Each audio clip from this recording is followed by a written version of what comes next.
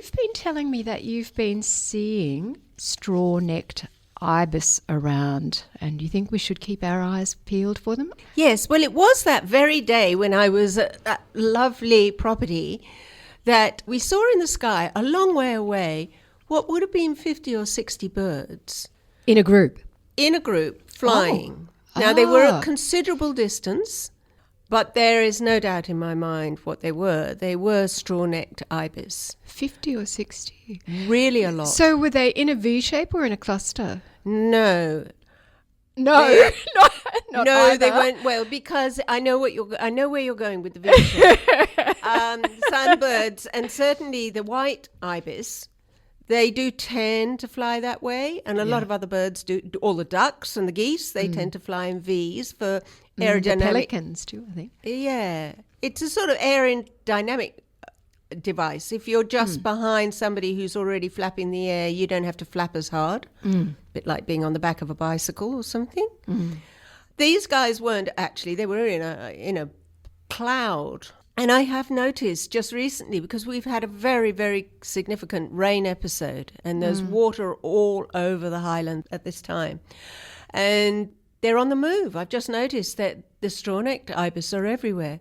Now, there are more than one species. Straw-necks are one species, but we actually in Australia have 3. Ibis. Yeah.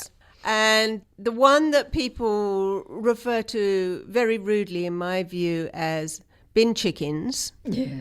I think that is a very derogatory, racist remark. Just because you're such a mucky... It's speciesist. It's speciesist. Well, all right. Just because us humans are such sloppy people and leave all our refuse in bins, they very wisely go to investigate if there's anything left. That's all. But those are the big white ones. You'd see them in the city quite a bit, in Sydney, and they're very common. So just for people who don't know the first thing, which About would have been ibis. me a while ago, ibis are the birds with the, I'm resisting the temptation to gesture, with the really long beak, which is what they call decurved, curved downwards. Yes, very long curve. All the ibis have that. All 3 species have that. Very small heads, quite big bodies, and long legs. Necks. And, long necks. Toes. Yeah. And basically you think of them as being, well, the white ibis you see quite often in estuaries and so forth. They will go river, muddy places. So it helps to have long legs. But they're mostly white with a black sort of skinny head and skinny bill.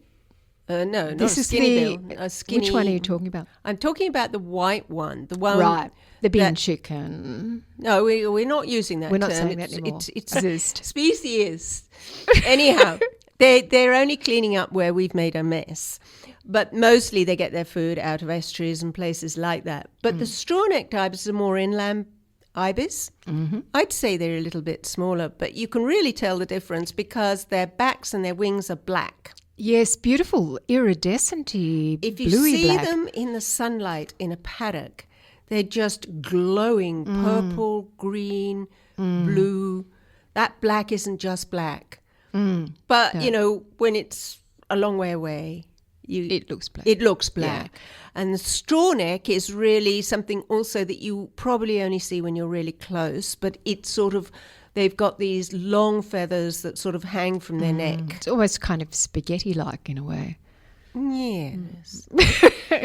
Sort Right, of. you're not entirely in agreement with me there. Well, so they're more inland birds, and when it rains like this, they're highly migratory.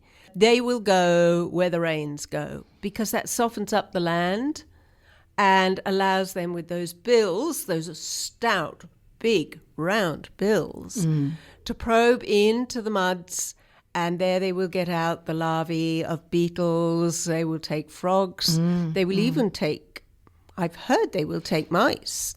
Little mice, but not that they bury in mud. But you know what I mean? There's a lot of eggs and larvae in that mud that comes to the surface because they're drowning. they're drowning basically. So that is why I think we're seeing so many of these straw ibis just now in the Highlands. When you say, we've talked about these before in our years together, and it seems to me that you see them down in Bundanoon much more often than I see them. Oh. And I've had a look at bird data and eBird and all the places, and it seems as if the sightings are reducing in number, which I guess is no surprise. But sightings in the kind of Bowral, Mittagong, Moss Vale area are really few and far between. So do you think there's something about Bundy that's attracting them? Well, there's a lot of cropping land around us. So a lot of paddocks around us. It's more built up around Bowral and Mittagong and things. We do, occasionally I'll see as an individual on the Bong Bong track, the bike track. Really? On its own? Yeah. Yep. But that's it. Right. Yeah.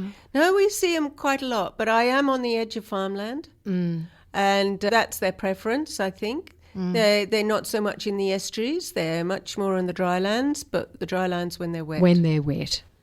Okay, so everybody look out for straw-necked ibis, and if you see them, consider reporting them on the various different websites, Nature Mapper, iNaturalist, eBird, Bird Data, any of those, because records seem to be diminishing.